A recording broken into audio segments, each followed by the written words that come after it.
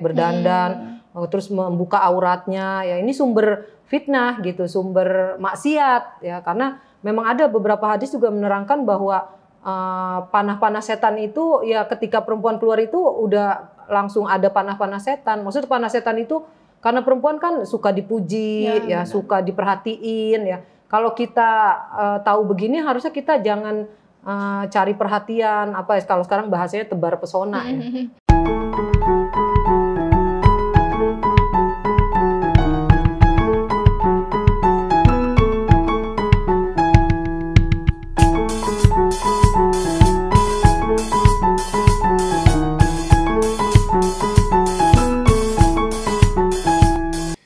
Bismillahirrahmanirrahim. Assalamualaikum warahmatullahi wabarakatuh.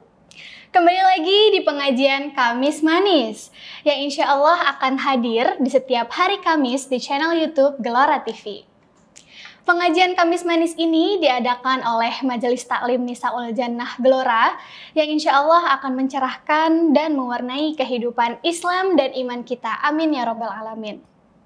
Pemirsa di rumah dan dimanapun berada, semoga selalu dalam keadaan sehat walafiat. Dan jangan lupa juga untuk follow semua sosial media Partai Gelora Indonesia dan subscribe channel YouTube ini Gelora TV. Seperti biasa, alhamdulillah sudah hadir di sini narasumber kita, yaitu Ustazah Hajah Lulu Masluha LC. Assalamualaikum Ustazah. Waalaikumsalam warahmatullahi wabarakatuh. Masya Allah, alhamdulillah Ustazah bisa hadir di sini menemani kita untuk memberikan kajiannya terkait tema yang akan kita bahas. Pemirsa di rumah, saya Syifa Aulia sebagai host dan kita mulai saja tema untuk pengajian Kamis Manis kali ini yaitu sholat Jumat bagi perempuan. Pasti sudah pada penasaran kan apa sih hukumnya dan bagaimana kalau bisa dilaksanakan gitu ya Ustazah ya untuk sholat Jumat bagi perempuan. Langsung saja kita berikan kesempatan kepada Ustazah Lulu untuk memberikan kajiannya. Silahkan Ustazah. Terima kasih Syifa. Bismillahirrahmanirrahim. Assalamualaikum warahmatullahi wabarakatuh.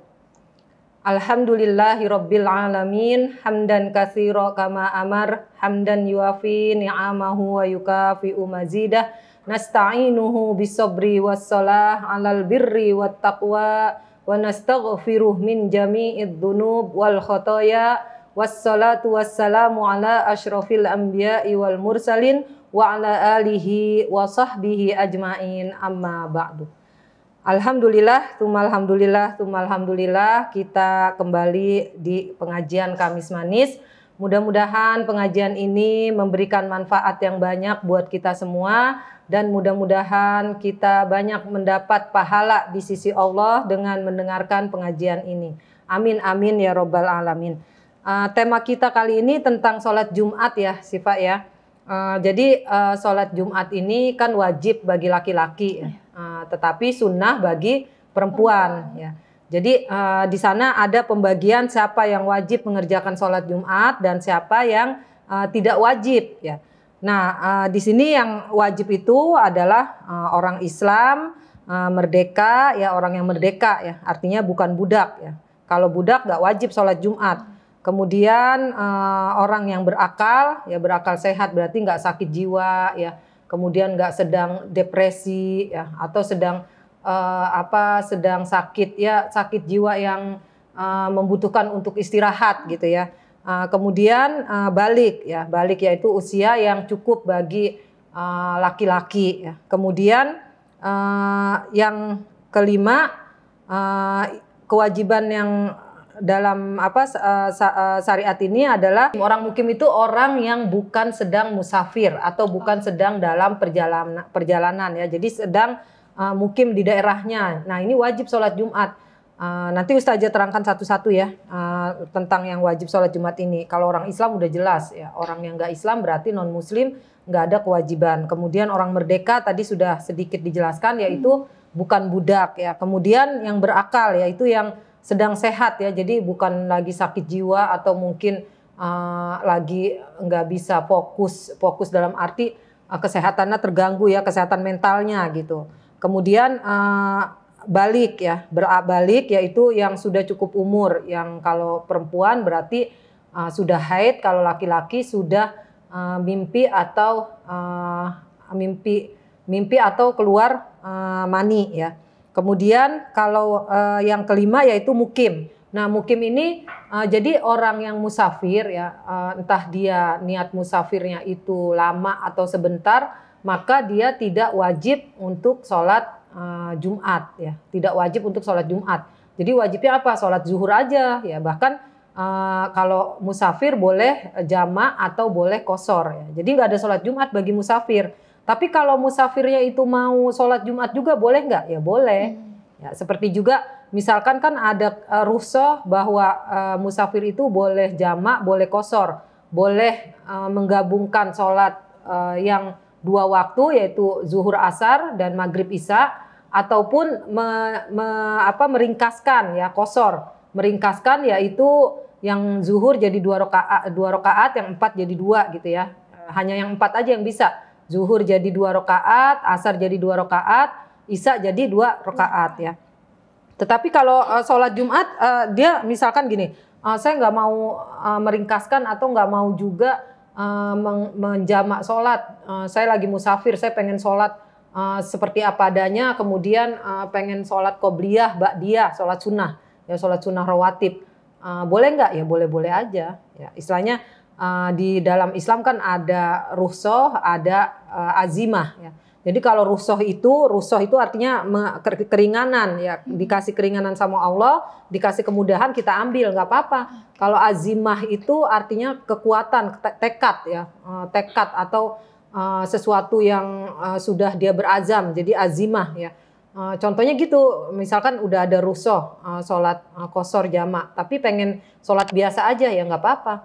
Contohnya misalkan sholat berjamaah di masjid bagi orang buta, itu kan rukhsah, nggak apa-apa dia nggak sholat berjamaah, nggak seperti dilimpahkan kepada orang yang normal ya kalau orang buta itu. Tapi orang buta ini pengen di masjid juga dengan perjuangan dia ingin mendapat pahala yang lebih atau pengen pengen berusaha kokoh ya, pengen tangguh gitu. Nggak apa-apa juga, namanya azimah. Azimah yaitu tekad kuat atau sesuatu yang diusahakan. Kemudian ini yang wajib sholat Jumat nih tadi ya, sifat ya 5 yang wajib sholat Jumat. Nah sekarang ada yang tidak wajib sholat Jumat ya, di antaranya siapa? Perempuan, ya, kemudian anak kecil. Ya, kemudian orang sakit, ya, musafir yang nggak wajib. Yang kelima, orang yang kesulitan membayar utang dan takut ditahan atau takut ditangkep. Jadi ini dalam keadaan yang darurat ya, karena misalkan kalau keluar nanti ditangkep nih karena punya utang. Akhirnya dia nggak sholat Jumat, itu juga dikatakan darurat. Kemudian yang keenam, orang yang sedang bersembunyi dari pengusaha yang zolim. Kemudian yang ketujuh, semua orang yang punya halangan yang menjadikannya tidak bisa berjamaah, seperti hujan atau badai ya. Kemudian ada sesuatu yang bahaya, jadi nggak bisa keluar, yaitu boleh kita nggak sholat Jumat. Nah mungkin di sini yang pengen Ustazah tekankan adalah tentang perempuan sholat Jumat, ya boleh nggak? Boleh ya. Cuma hukumnya ulama bersepakat bahwa sholat Jumatnya perempuan itu tidak wajib, tidak seperti laki-laki. Jadi jatuhnya sunnah, ya. Sebagai sunnah, maka dia misalkan ikut sholat Jumat nih, sunnah ikut di masjid ya. Kemudian ketika dia udah selesai melaksanakan sholat Jumat, dia wajib sholat zuhur nggak? Wajib. Ya, sebagian ulama mengatakan dia wajib bukan mengulang, wajib sholat zuhur karena sholat zuhurnya belum dilakukan. Kalau laki-laki kan kalau udah sholat Jumat udah selesai, ya nggak sholat zuhur lagi. Tapi kalau perempuan hukumnya sholat Jumatnya itu adalah sunnah. Ya, maka ketika dia boleh di masjid itu dia nanti melakukan sholat zuhur 4 rakaat atau ketika nanti kembali ke rumah ya. Nah dalam hadis-hadis yang ancaman untuk yang tidak sholat Jumat ini juga tidak masuk ke perempuan karena perempuan nggak wajib ya. Jadi yang 3 kali tidak melakukan sholat Jumat berturut-turut maka dianggap kafir ya. Itu tidak masuk ke yang perempuan ya. Ininya tidak taklif ini tidak masuk ke perempuan. Kemudian juga ketika mungkin darurat ya, yang tadi tuh hujan, kemudian ada badai ya, maka kita boleh nggak sholat Jumat. Tapi kalau mau berazam Ya faida azamta fatawakkal ala Allah. Kalau kamu bertekad atau punya tekad yang kuat, maka tawakallah kepada Allah. Ya, artinya walaupun hujan, walaupun badai, mau sholat Jumat juga ya nggak apa-apa. Itu namanya yang tadi Ustazah terangin, antara azimah. Jadi itu azimah, azam, ya, tekad kuat gitu. Dengan rukhsah, yaitu mengambil keringanan. Kan kalau rukhsahnya hujan deras, tapi Ustazah rasa orang kadang milih rukhsah ya, karena enak kan. Tapi bukan berarti nggak dapat pahala, tetap dapat pahala. Jadi rukhsah juga bukan berarti gini, kalau yang azimah pahalanya lebih besar. Ya, kalau yang rukhsah pahalanya dikit atau kecil, enggak begitu. Ya, ini kan dua hukum syariat yang sudah Allah tentukan, jadi dua-duanya baik. Ya, enggak ada perbandingan. Misalkan ini lebih baik dari rukhsah, lebih baik dari azimah, atau azimah lebih baik dari rukhsah, enggak begitu. Ya, dan kita juga enggak boleh menghina yang ngambil rukhsah, enggak boleh menghina yang ngambil azimah. Kita misalkan bilang itu dia sok kuat, belagu gitu. Di perjalanan aja dia sholat rawatib, sholat sunnah, sholat ini. Ya nggak apa-apa, memang Rasulullah mencontohkan. Rasulullah pernah di perjalanan sholat tahajud, pernah sholat duha, ya nggak apa-apa aja. Terus juga yang azimah nih, jangan menyepelekan yang ngambil rukhsah. Ya nggak apa-apa, namanya hadiah dikasih Allah. Kita aja kalau dikasih hadiah kan seneng ya, sama manusia seneng. Ini kita dikasih kemudahan sama Allah, nggak apa-apa kita ambil gitu. Jadi gitu sih Pak. Wallahu a'lam.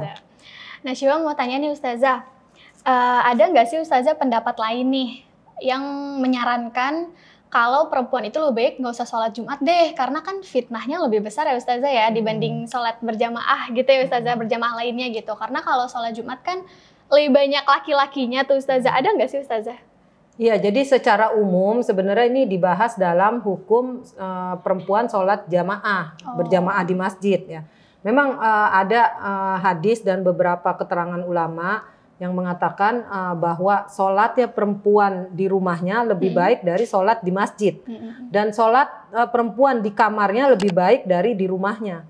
Jadi istilahnya memang ibaratnya kan perempuan itu sumber fitnah dalam arti kalau nggak sesuai syariat ya, misalkan pergi keluar rumah bersolek, berdandan, terus membuka auratnya, ya ini sumber fitnah gitu, sumber maksiat ya, karena memang ada beberapa hadis juga menerangkan bahwa panah-panah setan itu ya ketika perempuan keluar itu udah langsung ada panah-panah setan. Maksudnya panah setan itu karena perempuan kan suka dipuji ya suka diperhatiin ya. Kalau kita tahu begini harusnya kita jangan cari perhatian kalau sekarang bahasanya tebar pesona ya. Tebar pesona itu jadi ada juga tuh murid ustazah, jamaah ustazah nanya, "Ustazah, tebar pesona dosa nggak?" Ya dosa ya. Jadi tebar pesona itu kan kita kayak menebarkan jaring-jaring jaring-jaring pesona gitu ya. Benar. Tebar pesona.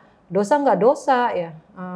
Jadi karena kita tahu hakikatnya bahwa perempuan itu adalah sumber fitnah. Ya, makanya kalau mau berjamaah, yaitu ada kaidahnya. Kalau memang khawatir fitnah, maka sholat di kamarnya lebih baik dari di rumahnya. Sholat di rumahnya lebih baik dari sholat di masjidnya gitu. Kalau laki-laki kan emang sunnah muakkad.